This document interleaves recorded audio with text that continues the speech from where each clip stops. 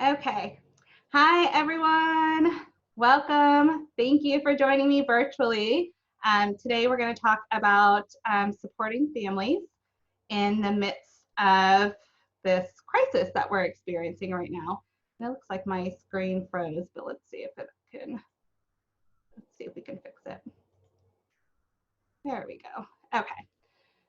So today I am going to be incorporating 0 to 3's growing brain curriculum into reality and what we're all really experiencing right now in the midst of this crisis. All of this right now that we're going through, this is such an unprecedented time for us and for the families that we're serving. So we really want to make sure that we're engaging families and we're being mindful with everything that they're going through. And so we'll kind of talk about that, especially because right now ourselves and the families are just really worried about staying healthy. That's their main focus right now. We're just going to utilize the chat feature. So you just want to make sure that your chat box is open and you can move it to wherever you need to. Okay, so my name's Lisa Terry. I am an early intervention professional development consultant. I work for VCU's Partnership for People with Disabilities. I have been in early intervention for probably over 10 years now. I've been a service coordinator, I have been a developmental services provider, and I've been a supervisor. And so now I'm getting into training, which I love. And I'm also certified as a Growing the Brain trainer. Okay, so right now we know that we are all learning something new called telehealth. So that's something completely different. We're in different times right now. We're learning about technology. We're also learning a lot about relationships and how we're reaching people and staying connected. That has all changed more than we've ever imagined. We're also learning to slow down. I think that's a huge part of this when we're all stuck inside of our house, that we kind of have to slow down a little bit more. I'm also learning how much I miss shopping. So my husband is probably really happy because we're saving lots of money right now. But I'm also learning, like, look at this picture. Doesn't that coffee mug look like toilet paper? I don't know why, that's what I think of now. I probably would have never thought of that before, but it looks like a roll of toilet paper. So I hope you guys are all stocked up. So let's talk about what we are going to discuss for today. So we are going to look at the 5 R's of healthy brain development, whether you've heard it before or we'll kind of revisit that information. We're really going to talk about the impact of this crisis on stress, on empathy, on children's behaviors. And we are going to embed some strategies throughout. One thing as we go along is I am going to develop a handout for you of all the strategies. So if there's like things on the screen that you see, don't worry about having to write it all down. I am going to utilize your own expertise, and once we're finished, I'll grab the chat and I'm going to create a handout with all of the strategies together. So we have a really nice handout for you at the end. Okay, so what are the 5 R's of healthy brain development?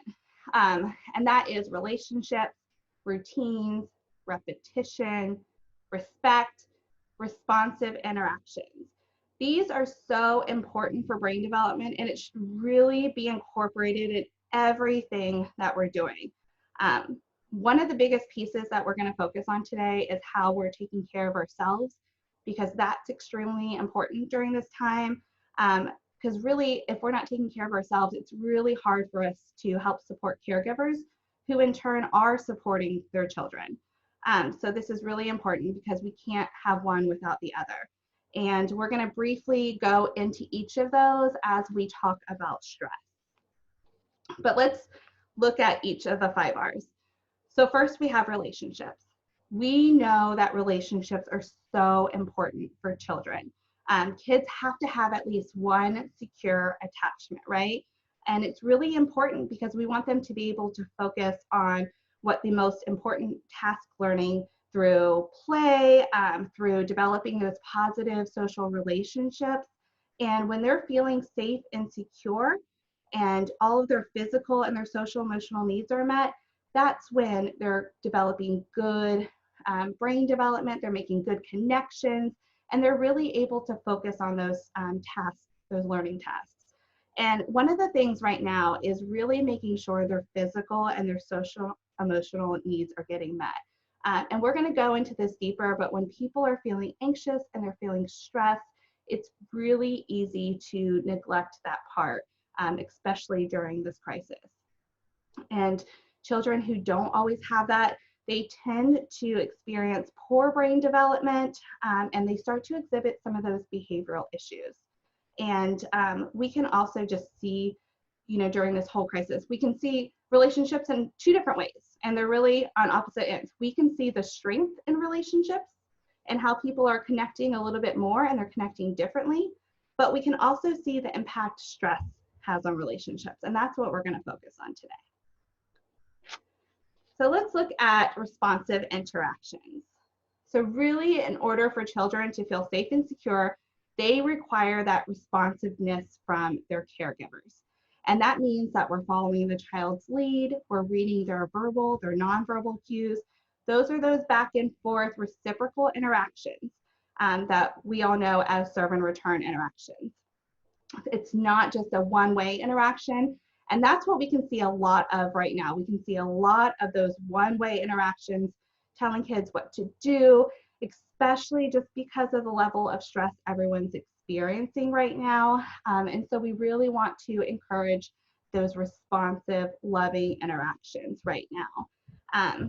When families feel that stress, they tend to focus on just getting their next need met or their next task that they have to get completed met. And so they can retreat, and we can see that impact these interactions. One prompt that I always use with families, I'll always ask them, well, I wonder what she's feeling right now, or I wonder what she's thinking, just to get them kind of thinking about reading their child's cues a little bit more, and kind of help them reflect on it. Because that's really important on encouraging families to do that. So that's one thing, even through telehealth, that we can do, is really help families reflect on what is their child thinking right now? How is that child feeling? And even finding those joyful moments is really important. And we want to highlight that for families too, because let's face it, like, families need to feel some joy right now. And so highlighting what they're doing well. So let's even look at this interaction, and this is where I want you guys to use your chat box. I will try to play this video again, but I want you to watch how the little girl is, but pay attention to the father's response and the mother's response, and tell me, how do you feel that they responded in this moment? What is something that we could say to the family?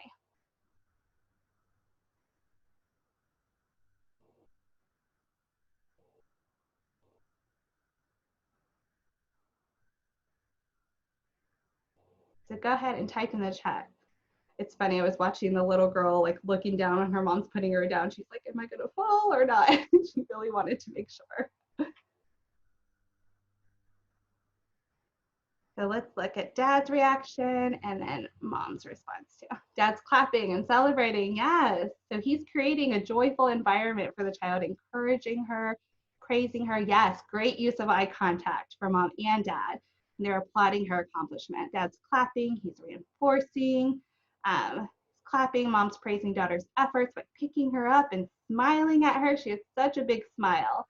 What a positive and joyful activity and reinforcement. Yes, mom's excited about the baby's arrival. Yeah, they're celebrating those moments and that joy with her, which actually is encouraging the child's own confidence in that moment, because that's huge. We really want to increase the child's confidence, because now we know that she's going to feel a lot more safe and secure and excited about trying to take steps to other things too, right? Yep, both parents were engaged. Perfect.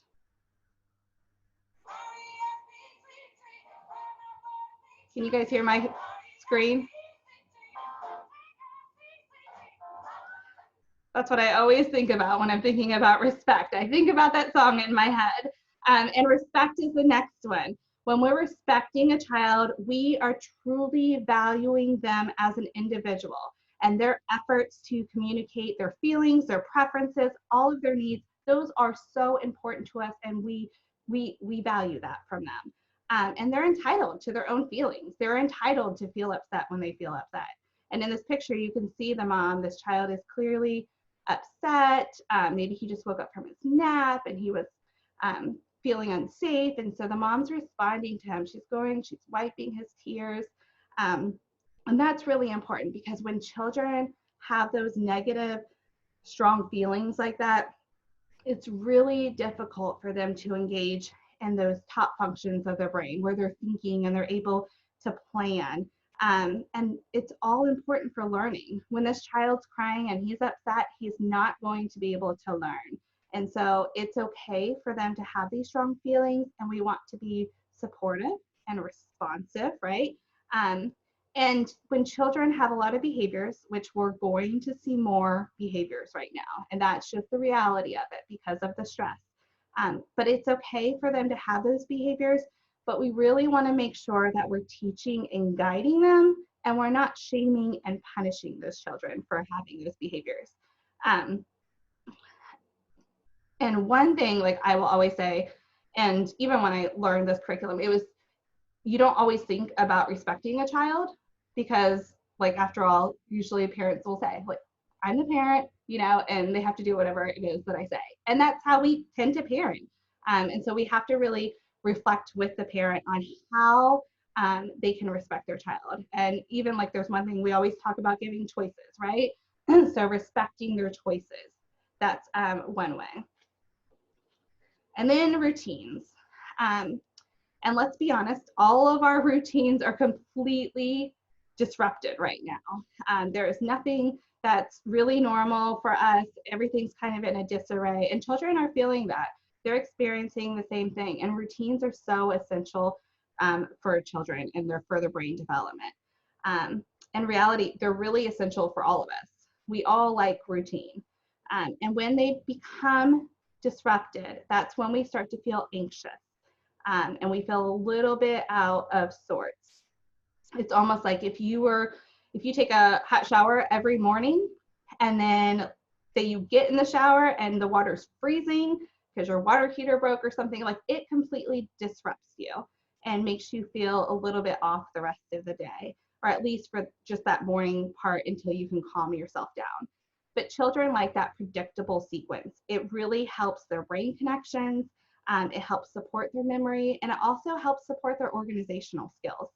And we really want to have those routines to build that sense of security for them right now, and safety, especially during this time. Because even though children may not watch the news or know what's going on, they can still see a difference in the way society is. You can clearly see people have these crazy face masks on, and that's scary to a child. You can see the streets are empty, and that life has changed a little bit, that they don't go out in the community anymore. So maybe they're just staying home. So all of their routines are disrupted. And it's so important to make sure that we're embedding some kind of routines, because it's very calming for children. It's calming for their brain. And we really want to focus on calming their brain so they can focus on learning. Because despite everything that's going on, we know that brain development is so important from the first few years of life, and we still need to make sure that we are focused on supporting their brain development. So right now, we all are limited on what we can do, right? Can't go out of the house, can't do anything, can't go to the stores, I can't go shopping. And so we need to look at routines, but we need to break it down a little bit further for families and look at their micro routines. And so, like, when you look at this picture, this is my son Benjamin. This is when he was like 2 years old. But when he was going outside, we all talk about outside play, right, with our families. And we're like, okay, so tell me what that looks like. Well, within that are little micro routines, and those are the ways that we can help support a family. So, like, for example, he has to put his shoes on, he's putting his jacket on, he's bringing both of his ride-ons out. He always had his book bag that he liked to put his toys inside of. And so, like, even looking at that micro routine, that helps us embed so many strategies and support families and what they're already doing. So, like, for example, like, he would put in all of his different toys. So it gives us an opportunity to talk about what they are, label them, give him choices, talk about colors and shapes and what the different items are. And then he has an opportunity to zip the book bag or open it back up. And so there's just a lot that we can embed in that one little micro routine. So that's really important to kind of dig deeper. I often find, like, when we're asking families questions, and we're like, okay, so tell me what it looks like when you're going outside right now. It's really hard.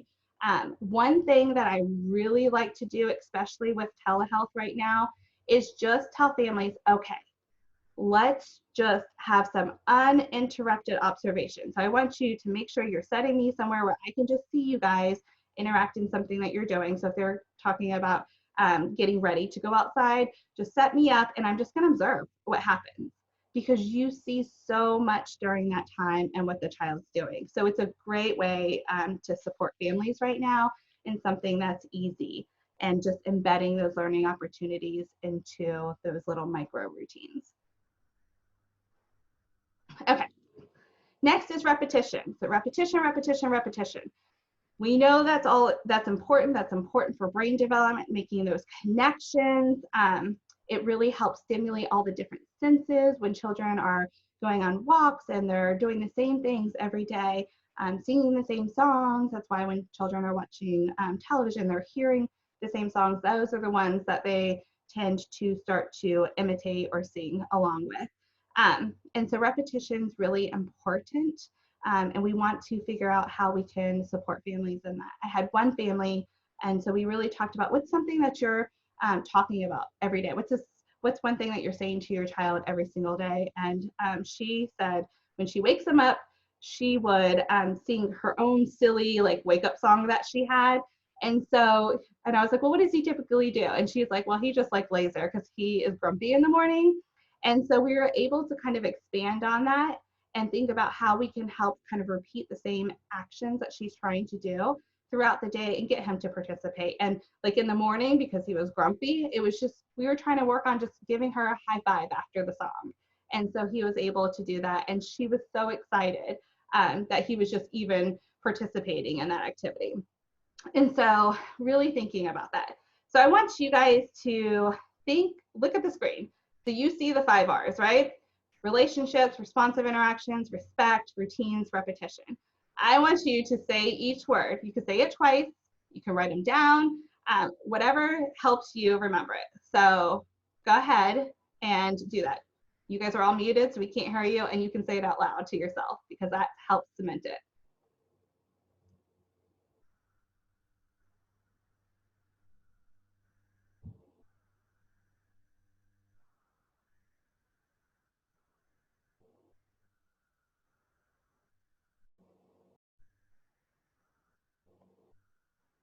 Everybody done? Give me a thumbs up. Okay. Now cover your paper if you wrote it down. And now I want you to fill in the blank. So we have relationships, responsive interactions, blank, routines, repetition. So go ahead and type that in the chat box. Yep, Cindy's on it. Respect. Yes, Jessica, respect. Respect. So that's the key. Like, you might not always know these, but if you were to say this to yourself every single day, you're going to know them like the back of your hand. It's the same thing with children. The more we repeat, the more it stays permanently embedded in our brain. Great job. Okay. One thing I'm going to give you after you leave with the 5 R's, and I'll email this to you. This is it's a handout that you can work with for each child. And so you'll see that at the top, you can write the child's goal or their outcome. And then on the left-hand column, there are the 5 different R's. And then next to that, it's the reasons of impact. And then the next column are the strategies to support the child. I'll give you an example when I send it to you, just so you know how to use it. But it really helps us to be a lot more intentional about how we're embedding the 5 R's of healthy brain development and how it's impacting a child. So for example, like if we think about relationships, like let's say, okay, so let's think about a foster family. We know that their attachment may be at risk here, right? And so that's a huge impact for that family. So some of the strategies to support the child is we really want to increase those parent-child interactions and increase the responsiveness. So then you'll go down to responsiveness. So what kind of ways is a family already increasing their responsiveness, and what ways can we build on? And so it's a great tool just to help you be a little bit more intentional about how we're looking at it. I will say intentionality is everything sometimes, because we tend to get into a focus of just going from one visit to the next visit to the next visit, and we lose some of that intentionality and thinking about the whole picture of that child. So this kind of helps us hone in a little bit more on the 5 R's. So I will give you that after. Okay, so let's look at how we respond to stress. So just think about how you show stress. I want you to go ahead and type in the chat box. There is no wrong or right answer in this. For example, for me, I will be brutally honest. Right now, during this chaos and craziness, I get really anxious. I withdraw sometimes. Like when I'm anxious, like my heart is like beating out of my chest. I feel like it. When I'm withdrawing, I am like, I just need to go binge on Netflix or something. And that is okay. Let's see. Exercise, yes. Movement is important. Eat, exercise, eating, biting nails. Yep, that's my daughter just started biting her nails, and she's a teenager and has never done that her entire life, and now she is. Yelling at kids, yes. Emotional breakdowns in the bathroom, yes. I have probably cried at least twice already. Vent, complain, yeah, it's good to have that network. Nap, oh, I love naps too. Avoidance, yes. Morning runs, trying to incorporate meditation, yeah, that's a great way to kind of alleviate some of that stress. Take a break, time out, breaks, yes, schedule those. Eat, sleep, Netflix, see, I like the way you're thinking. Cranky, tired, you ignore everything, yes. You breathe, then you rest, you're sleepy, then you'll play games, listen to stories, whine, yeah, see, we're all thinking alike here, but so differently at the same time, right? And that's okay, because there's a wide variety of answers, but one thing that we have to know is that everybody expresses stress differently. And we are all facing the same uncertainty, and that's okay that we have different responses, because really nobody is immune to stress, and we all express it in different ways. I've gone through the different phases of grief over this. Yes, Jessica, we're going to talk about a little bit about grief. That could be like a whole presentation in itself, but we'll mention it. Okay, so because everyone's responding to stress so differently, it is so important that we are being empathetic. Empathy, that is our ability to recognize emotions and the feelings of other people, and then to really respond sensitively to that. So I'm going to make sure that I'm in tune with how people are feeling. I'm checking in with families. I'm going to make sure I'm modeling empathy for them, and I'm checking in. And one really good thing is to help normalize these feelings, because you don't want somebody to feel like, you know, because I'm going and I'm crying to myself, like, and I've cried twice already, like that there's something wrong with me, because internally sometimes we can feel like something's wrong with us, because, you know, like I'm not going out and, you know, running or going on walks all the time or doing like other things that are probably great for me, but I'm having a hard time, and that's okay. And we want to normalize those feelings for parents, because we all handle that stress differently in the way that we're showing it in our behaviors. So this whole new approach is so different to everything, but empathy is really critical here. So I would write it down on a sticky if you can, put it by your computer, just to remember to check in with families and really be empathetic to what they're going on, because we know it's going to have a ripple effect. And if we're being empathetic to them and we're modeling it, then they're going to in turn learn how to be empathetic to others. So that's really important. And it's important to be empathetic to our colleagues. It's important to be empathetic to everyone around us. And another huge thing is to not be judgmental, because it is really, like, we might have those thoughts sometimes, like, why are you handling it like this? Like, I'm fine. But we can't be judgmental. Like, we have to know that everybody is responding differently to this, and it is okay. Like Jessica mentioned, grief. Like, yeah, like people are grieving right now, and that's okay. We have had a huge loss in our society, our loss in our personal lives, and we have to be mindful of that and what everybody's going through. Now, children for empathy, they tend to learn how to be empathetic between 2 and 3. And the way that they learn is through these shared experiences. And so we really want to make sure that we're modeling that for kids. Sometimes I will help families kind of reflect on it a little bit. Like, man, like it must be hard for, your little boy to stay home all day. Like, how is he doing with that? So you're getting them to imagine how their child's feeling. So that's really important right now, especially when we want to have a kind and caring approach. And we want to, again, make sure that we're validating all of their emotions. It is okay for children to act however they want right now. We just need to be loving and supportive. And we need to be loving and supportive to each other, because we are all in this same boat together during this crisis. And so we need partners. We need people to not look at us any differently for it. Okay. Next, I'm just going to show you, it's about a 1.5 minute video. Oh, maybe. Okay. Can you guys all see the screen? Okay. All right. So this is just introducing stress. We all want to give our children what they need to grow. Oh, maybe not. Hold on. Grow to their full potential. And as parents, we play an important role in their development. But our parenting is affected by the supports and challenges in our lives, including experiences that cause what's known as toxic stress. Stress is called toxic when it doesn't let up, and there aren't supportive relationships to help us cope. That can make it hard to get through the day, let alone be the best caregivers we can be. The overwhelming burden of toxic stress can affect the health and well-being of adults. It can also affect the development of children in ways that can last a lifetime. Stress that puts us in a constant state of fight or flight can make it feel like we're always on edge, or like it's impossible to calm down.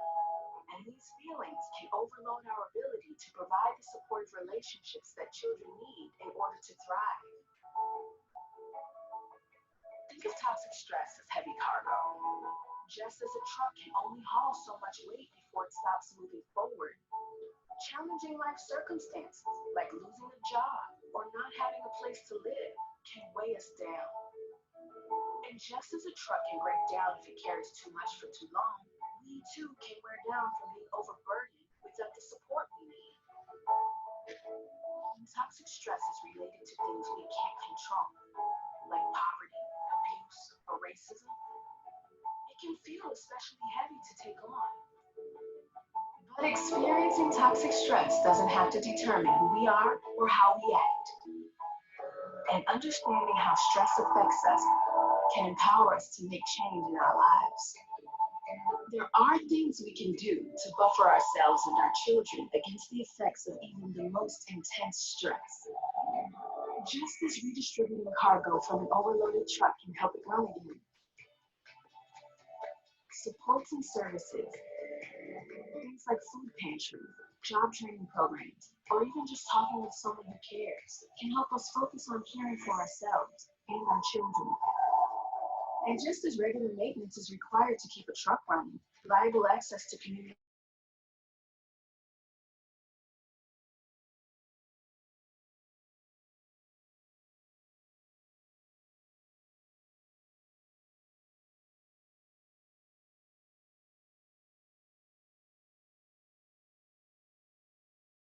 can make a difference.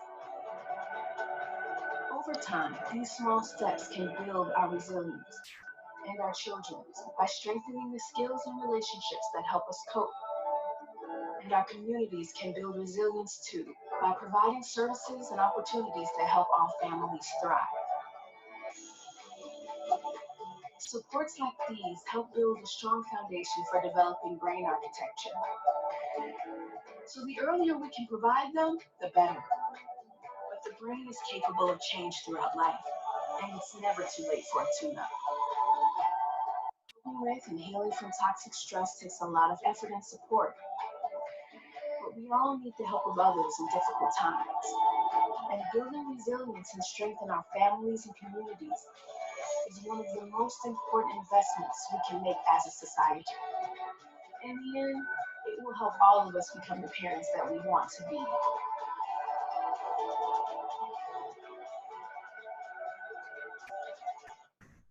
Okay, sorry about that, Diane. Thank you. She was letting me know that the sound, you couldn't hear it too well, and then Audrey was saying that the sound went out. That was because I tried to mute my screen so you wouldn't have any feedback too, but it just didn't work. But I will send you that that video clip too. I'll send you the link for it when I send you all the emails, so you'll get that. But I love how they kind of talked about stress and redistributing some of the stress too with families, because that's so important. That's something that we're all doing.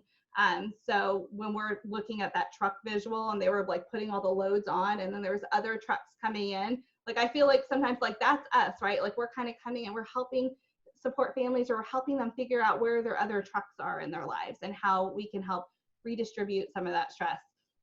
I'll share like so like I have an 8-year-old and 6-year-old that are at home too. I also have teens, but they don't count because they're independent. But I feel like the little ones now that they're out of school and they're having to do classes at home is such a struggle for me, and it's a stress, right? And so so I've had to kind of redistribute some of my stress and think about that. Last week they were on spring break, so I had no stress, which was wonderful. But then I've had to like get them a tutor sometimes just to help them with schoolwork, and I feel so much better for my own stress. And so we have to really help plan and think about just creative ways and how we can help support these families, because stress is huge right now. And when families become unemotionally available for their children, because that's what happens when we're feeling stressed, we start to become unemotionally available for others.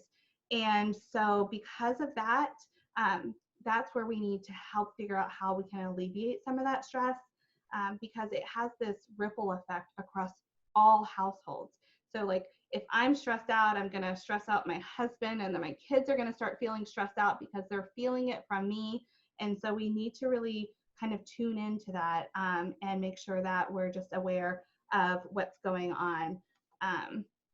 And we're still providing a safe and secure foundation for a child. Okay, so let's talk about the brain. So when we're looking at the brain, you just have a simple picture of the brain here. But I'm really going to focus on just the top and bottom functioning right now of the brain. So when we look at the forebrain, that is just the front of the brain where, oh, I lost it. Okay, so that's just the front of the brain where children learn to think. That's their thinking, that's their problem solving, that's their ability to have that executive control. So the planning, but also that's where we're managing our emotions. And so this isn't just a children's brain. This is all of our brains are all acting the same way. Then when you look at the midbrain, that's responsible for our eye movement, our sleep-wake patterns, our alertness when we're cueing and cluing into what's going on. And then we have our hindbrain, and that's really what is impacted by our stress, because that's managing our heart rhythm, it's managing and controlling our breathing patterns and our blood sugar levels. So when we are in a state of stress, this is where all the focus is. And so we really need to try to calm that down in order to access all of this learning that we want to happen, all of this problem solving and the thinking and the planning. Because children, we have to calm their states here so they can learn. We have to calm the caregiver states here, right? So they can respond effectively and make good decisions and really problem solve well when they're thinking and supporting their children, right? And then also for ourselves, we have to calm this down here in order for us to be able to support and problem solve and make good decisions when we're talking to families. And so it's really important. There is a level of tolerable stress that we all have. And I'm going to try to show you a model. Hold on, because this is going to get messy. Let me lay something down. Okay, so we all have tolerable stress, right? So let's pretend, can you all see this? Can you see? Okay. Okay, so look at my screen. Hold on. I'm going to stop sharing for a second so you can see me bigger. Is that better? Okay. All right, so say we have our cup, right? So this is our body. And then we have our liquid. That's our tolerable stress, or this is just our stress. So when we pour the liquid in the cup, right? That is how much our body can handle. So this is our tolerable stress. What happens right now is that we start to overflow our stress, and then that's where we have that toxic stress because it's overflowing our cup. Our body cannot handle that. So our body is really struggling to maintain that stress, and it's only responding to the stress at that point. And what ends up happening is, let me just share my screen again, is our behaviors, it really starts to reflect that. So we need to look at where our tolerable stress is, where the family's tolerable stress is. Once it reaches that peak, we need to help calm them. And we're probably, I don't know, like raise your hands. How many of you feel like your bodies are overflowing already? Like it's a hard time and we have reached our maximum ability to kind of hold that and maintain some of that stress. Raise your hands. Yep, kind of. Yeah, I mean, I definitely have. There's just a lot going on, right? Right now. And so why is that? Why is that important? Why is that important for us? Because honestly, we don't know how long this is going to last. There is such a level of uncertainty about what's going on right now that we don't always know how each family is being impacted, right? Like for me, I might be impacted a little bit differently because like my husband, he's still working. He's an essential employee, so he's out of the house and can't help me.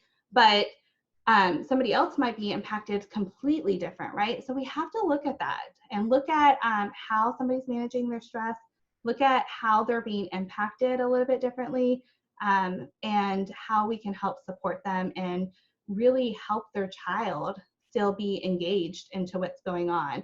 Because remember those responsive interactions, when our cup's overflowing, we're not being responsive anymore. And so that's really important to kind of just tune into and engage. And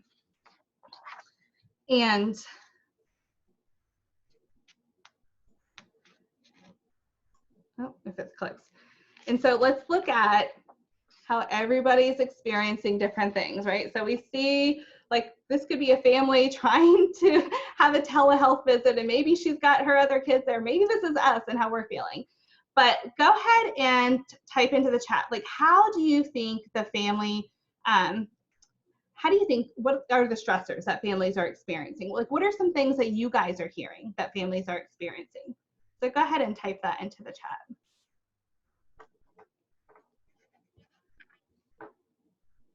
All the kids are home. Yeah, that's a big change. Managing multiple children, yes, different ages, working from home while watching the kids. Yes, that's hard. I can account to that. No childcare, yeah, while trying to work. So a lot of childcares have closed down. Homeschooling, oh my gosh, it's the worst. I never want to be a teacher in a school. I love them all and I just praise them. Trying to manage more than one child's activities, yes, having to work from home and help with homeschooling. It's so difficult, so difficult. Mom trying to work but distracted with kids, yeah, so she's trying to be a good employee, right? What we all think is being a good employee and being focused, but it's really hard when we have those other things.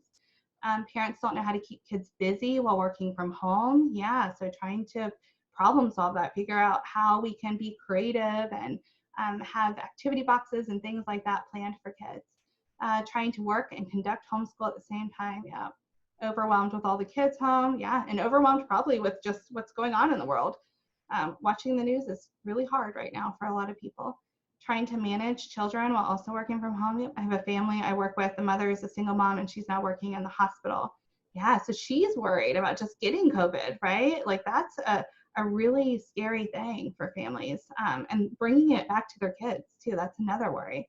Mom seems upset and that worries children. Yeah, so it does have that ripple effect. Keeping up with school, frustrated with grocery delivery.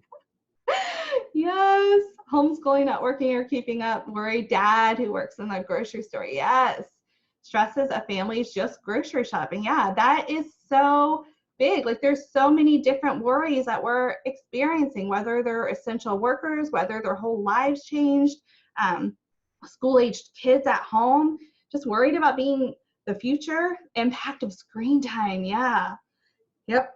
And honestly, that's a hard thing, you know, too, because we know screen time should be limited, but we also know that families are stressed. So you really got to pick your battles and talk through this with families and try to be as creative as possible. I am probably guilty of that with my own kids sometimes. The impact of limited socialization. Yes. Yeah, that is really hard when we can't connect to people. Even like being an extrovert means stuck at home. That's really tough. So all of the families are experiencing so many different stressors. So let's look at some ways to support them. So this is going to be one thing that you'll get in your handouts, but anything that you guys type in chat on additional ways as we talk through them, I'll add those to the handout. But I think the first and foremost, we just want to check in with the parents. Just a simple check in. How can I support you? How are you doing? But really asking the families, like, how can I support you during this time? What can I do to help? I think that is a real question that we can ask families because they're feeling overwhelmed. And just like that truck, right, in that video, let's see if we can take any of those loads off of the family and help support them anyway, even if it's just normalizing their feelings of stress, because sometimes families just need that. And it really is important for us to be mindful about our own approach to families and our own words that we're using. The next thing is structure. And we are going to talk about structure when we're talking about supporting the parent, the child, and yourselves, because structure is really important for brain development. It's a calming factor. When we have structure, it really, truly calms our brain. And then we can make those good decisions and reach the top functioning of our brain. But helping families really think about a routine that's calming to them, like whether it's just having a cup of coffee in the morning, that is a routine and that is okay. If that's something that helps them, then encouraging that. I used to work strictly with families in poverty before providing parent education, and a lot of those families, they kind of lived their life like this, you know, where they were stuck at home all the time. They didn't have transportation. They didn't have a lot of social interactions. And so we had to be very creative in how we were going to help support them to support themselves. And so like some of the things that families would do is they would create like a spa day, like inside, like a spa time, even if their child's napping. And they would either paint their nails, they would put their feet on the couch and put their head back on a pillow, get a rag and just warm it up and just lay it on them. And that was something that was just for them, for their own time. Another family I had, she really loved to listen to music while she was cleaning. And so that was something that was also very calming. So figuring out how we can help families kind of strategize some of these opportunities to take care of themselves too. Mini goals. So mini goals I think are so important too. It really helps you set goals for, like, I feel like our outcomes sometimes are too large, and right now families need a sense of accomplishment. So just figuring out things that can easily be done. Like even like in my other example, when we were talking about giving a high five, like so easy, like whether it's hand over hand and they're doing it, like that's great. And we're going to celebrate that success. One thing I will say is to be mindful not to overload families. And this is really important, I think, because sometimes I know that we are doing all this telehealth together. It's really easy to feel like we're not doing enough because we're doing telehealth and we're not in the home. And so one way that we can show that is by giving families a lot of handouts or giving them like worksheets and things like that. And sometimes those tasks can be very overwhelming to families. Even just having to read something else is overwhelming. Like for example, like my kids, so like everyone said stress in schoolwork, right? Like that's a hard thing that families are managing. So like to me, when you're giving tasks, it is like literally just another thing that I have to do and complete. If you give it to me, I'm going to feel bad if I don't do it. I'm going to feel like I'm failing my child, right? And so if I don't do it, then I feel bad. And then if I do it, I feel stressed and overwhelmed because it's another one of those big loads that somebody just put in my truck. So just be real, be very mindful of that. Some families really do like those kind of things, you know, they're reaching for more, but there's more families than not that are feeling overwhelmed right now. So we have to be mindful. Another thing is staying connected. Make sure that that family is connected to somebody, some way. You know, how are they talking to family? How are you talking to your friends? Whether they're meeting or using FaceTime, or a lot of people are starting to Google Meet or whatever it is, then just making sure that they're connected to their loved ones and they're not completely isolated, because like we kind of talked about, like when you're socially isolated, then you start to feel it. Okay, so now let's look at the child. So here you see the dad, he's probably working from home, right? And here's the child. So how is the child feeling? So go ahead and type into the chat or tell me other ways that you've seen the child being impacted by all of this change.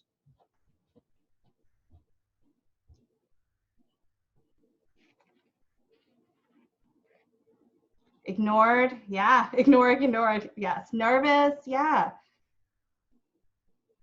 Unsure, sad, maybe sad, a little unsure of everything that's going on. He's watching what's happening on dad's screen, maybe, yeah. So they're still in tune, to what's going on. Yeah, so maybe he's feeling a little bit unsure what's going on. Maybe he's just feeling like a little bit ignored and he wants to play. And so, yeah, just a bystander. But when we're thinking about how dad's feeling, like he's got this business meeting and he's got to get it finished, right? And so like sometimes that's their stress, and they're having a hard time thinking a little bit about how the child's feeling and tuning into those verbal, nonverbal cues, being responsive. Yeah, he likes to be next to daddy, yeah, but looking at something that he could do to take daddy to do. Yeah, so those are all like great things, and we need to make sure that that kids, they love attention, right? And that we're setting that aside a time to be responsive and to engage them. Even if it's 10 minutes between meetings, you got to put the money in the piggy bank, right? You got to make sure you're making those deposits for kids. Because I can tell, like when I don't make deposits for my own kids, right now you would start to hear them probably wrestling each other and screaming in the background. And that's how I know I didn't give them enough attention. So it's really important to be responsive before those behaviors start to occur. So when we're supporting the child, we want to make sure that there's co-regulation between the parent and the child, that the child's really encouraged to also self-regulate at the same time. Again, routines. We really want to make sure that there's some kind of routines in place for the child, just to help them be a little bit more resilient and tolerant to the stress that they're facing. A visual schedule, that's something that you can also do. Have fun with those breaks. Any kind of movement activities. Movement, again, is very calming. Like all of you that exercise, and we're talking about taking walks and things like that, that's calming to the brain. And so you tend to feel a lot calmer right after that. And that there's a reason for it. So figuring out how we can help them move, whether they pull up YouTube videos, there's a whole bunch of YouTube videos of just dancing, or little kids like exercising videos, doing any kind of sports, setting up obstacle courses. If you guys have any other ideas, type them into chat too, because I'll save those. And then the next thing is communication. So we really want to help the children also stay connected to those that they love. And so finding out, how are they talking to their loved ones, like their grandparents? How are they reaching out to them? What is that like?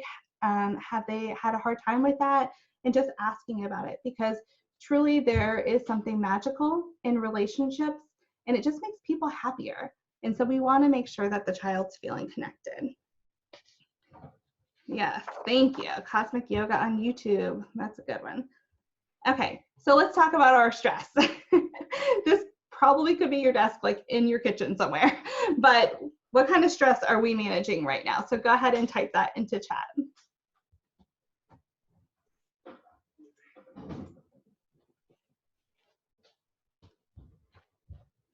Work, yes. Balancing work and children at home. It's hard, overwhelming paperwork, just like in the picture. It's requiring us to do things a little bit differently, right? Yeah, the desire to push everything away. Children's school schedules, work, my husband's health concerns. Yeah, that's scary. Just changes in general. Family stress. Yeah. Prioritizing, yes. Work, child, home changes. Yeah, that's why organizing is really important too, because it's calming. It helps us stay a little bit calm. Multiple stressors, changes to home, less rooms available. Yeah, I have to spread all my kids out in different rooms. Everyone having the time that they need. Yeah, finances. That's tough. It is a tough time for all of us. And you really have to make sure that you're staying in tune to what's going on with you and how you can support yourself. So let's talk about some of this. So I think, Jessica, you mentioned being mindful before, but we truly need to be mindful, because sometimes what happens in all of this chaos is that we are starting to move through tasks without understanding how we're feeling, without registering how we're feeling, and so checking in with ourselves. Taking that break that we need to just be aware of how we're feeling. So I would say, and it's really hard to do, I'm not gonna lie, but even taking 10 minutes, not on your phone, not at your desk, but 10 minutes just away in just complete quietness, because then you start to see what kind of thoughts you're having. If you're ever trying to fall asleep at night, that's usually when they tend to come up, and then you have a hard time sleeping. So it's really good to just be attentive to your own needs and how you're feeling. That way you can help yourself process it and what's going on.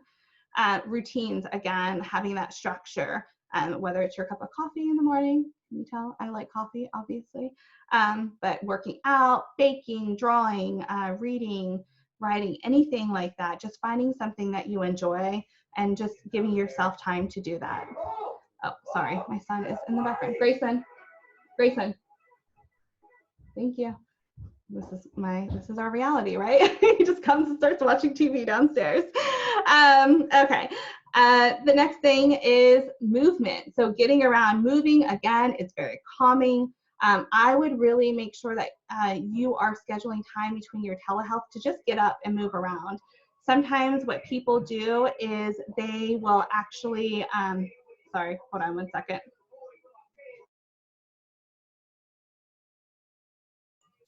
Okay, did you see it just got louder and louder? He pushes it a little bit. I didn't put that money in the piggy bank. But movement, one thing that I've heard somebody do is during their telehealth sessions, they will actually, like if the family's going in the backyard, they get up and move around and go with the family in their backyard too. So doing those kind of things like that, it really does help, just to kind of change it up a little bit. Oh, Terry said her son's currently playing the trombone. Yep, we are all in this together, right? Sleep. So sleep is the next thing. How many, raise your hands, how many people have had restless sleep? You've had dreams. You are just having a little bit more of a hard time sleeping. Yes, or falling asleep. That is how our body is handling stress right now. And then another thing is to make sure that we are at night just kind of doing more calming activities so we can sleep better maybe, or try to do all your activity early on. And the last thing is find the positives, because why not? Like, positive things make us happy in life. So looking at little things and finding the good in it and thinking about that and reflecting on it, because that is huge right now. Oh, yep, horrible with sleep. I can tell you, my daughter, she's been having a hard time sleeping, and she'll be 16 soon. But she acts like everything's fine and it hasn't hit her in any way, but that's how I'm seeing that she's having a hard time. So you can see that through people and how they're sleeping too. Okay, so if you guys have any other strategies, go ahead and type them in the chat box. All right, so who has been on a flight before? And during the orientation, what do they always say? Put the oxygen mask on yourself before you put it on the child right next to you. And so what I would say is put it on yourself so that you can help support the caregiver, who can then in turn support their child. That is so important for us to make sure that we're doing. So even just taking the time before we connect with families to make sure that we're checking in with our own levels of stress and how we're feeling. And so I know, Jessica, I think you mentioned grief. So we're going to quickly, I told you we were going to talk about that. So let's kind of talk about it again, be its own slide. But everyone's experiencing grief. Grief is the reaction to an event that we have. And the loss of something is the actual event. So we have a loss of our independence. We have a loss of being connected to other people.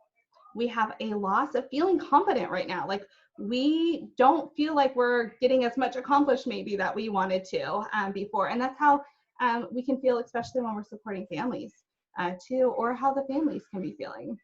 There's also other losses, like so many losses with experiences. Like, I know a lot of people had weddings and prom and graduation and vacations, and all of that is gone now, right now. It's just, or it's on hold, or they're figuring out new ways to do it. And so that's really important that we look at the stages of grief, because we're going to all be experiencing them at different times. There is a Talks on Tuesday on grief if you look back at December 2019. So you can check that out on our website too. Okay.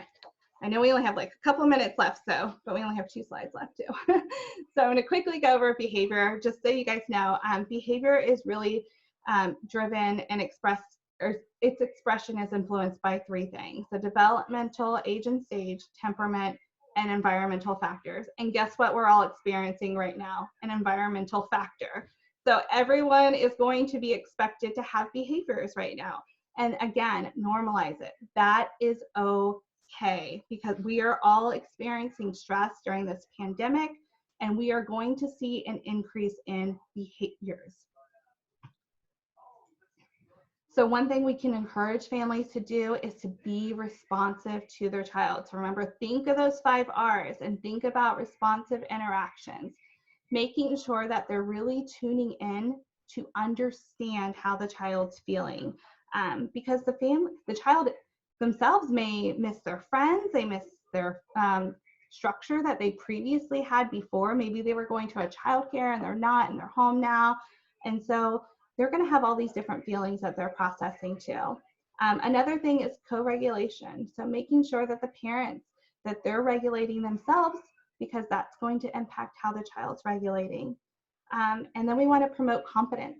So really promoting that the child's able to build their resilience, focus on those positive things, including that parent bonding time, like including the child in cooking, including the child in picking out their clothes, like little things that we can do to just embed the child's participation and help them to feel confident too.